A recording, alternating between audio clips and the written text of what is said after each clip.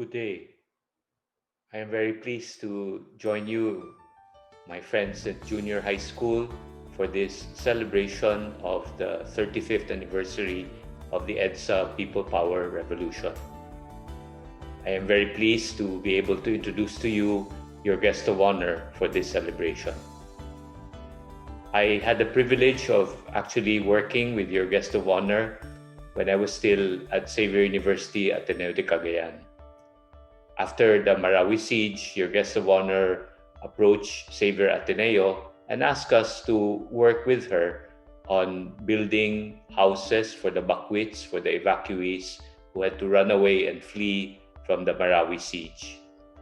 She was able to secure some land, and which we were able to build together through the efforts of Xavier University and her office and her friends, 70 houses for the different Bakwits. And I still very much remember the time when we went to celebrate the turning over of the new houses that had been built for the 70 families, Bakwits, evacuees from the Marawi siege. So I traveled from Cagayan de Oro, about 2.5 hours to Marawi, and I arrived there and she was already there. It was her project and she went around, and it was supposed to be a turnover ceremony. So I approached her and I asked her, how would you like this closing ceremony, this turnover ceremony to be? And I was expecting that she would tell me that, we will have a program and we will make speeches in front of the community, that she would allow me to speak and I would also speak. And again, we would have some turnover ceremonies in a very formal program. That was what I expected. I was really surprised with what she said. She said, no, I have about an hour and a half to stay within this resettlement community. And she said, what I really want to do is to really visit families in their homes and to spend some time with them, instead of standing up and making speeches about how good we are in making this service, in building houses. But no, she said, no, I want to go and visit families. And so she did. In the hour and a half she had, I think she visited 4 or 5 houses. And actually, she spent about 20 minutes with each family. She sat on the floor of the houses, and of course she was in veil in the traditional Muslim way. And she sat with especially the mothers, the lolas, the children, and she talked with them, tried to really get to know their stories, showed real compassion and kindness, and listened to them as their very sad experiences of the Marawi siege.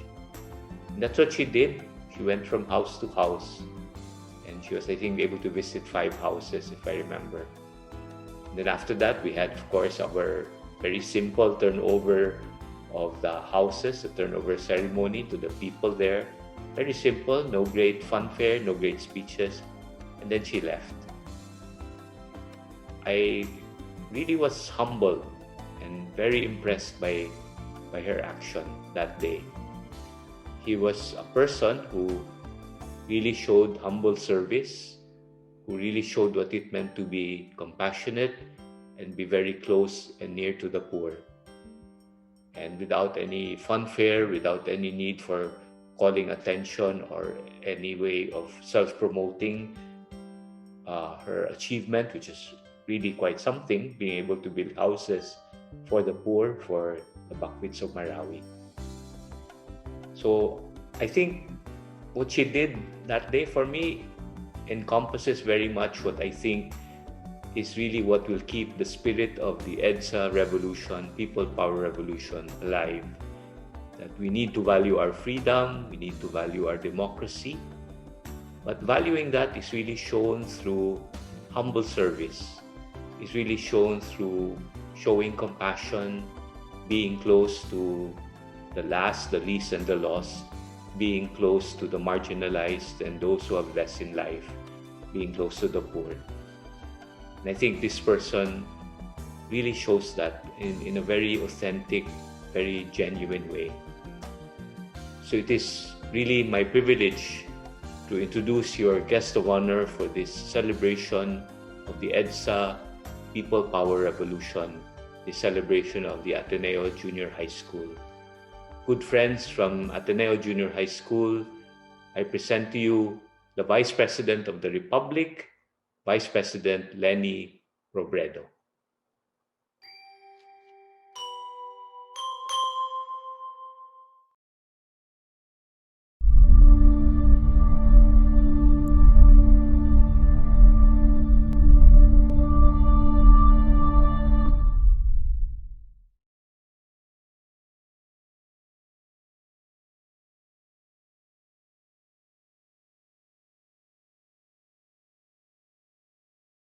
Hello sa students, teachers at administrators ng Ateneo de Manila Junior High School at sa lahat ng kasama natin ngayong araw to commemorate the 35th anniversary of the EDSA Revolution. This anniversary comes at a time of great disruption and uncertainty. Hindi ito yung nakasanayan nating paggunita sa EDSA. Hindi rin madaling balikan yung mga aral ng kahapon kung punong-puno pa tayo ng pangambang dala ng hinaharap. But it is precisely because of this context that we are called to reflect on the lessons of EDSA. Dahil ang mga aral ng people power din mismo ang magtatawid sa atin sa pandemya tungo sa pinapangarap nating better normal. The EDSA People Power Revolution taught us the real makers of history are the ordinary people, students and teachers and vendors, fathers and mothers, the broadest ranks of the toiling masses, who in the face of great risk and amid the hardest and most repressive circumstances, dared to dream of a more just and equal society for ordinary Filipinos. I know because I was there, among the millions of people who gathered to restore our freedoms and end years of abuse.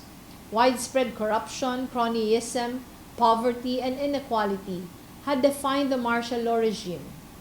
Thousands were killed or disappeared. The press was silenced.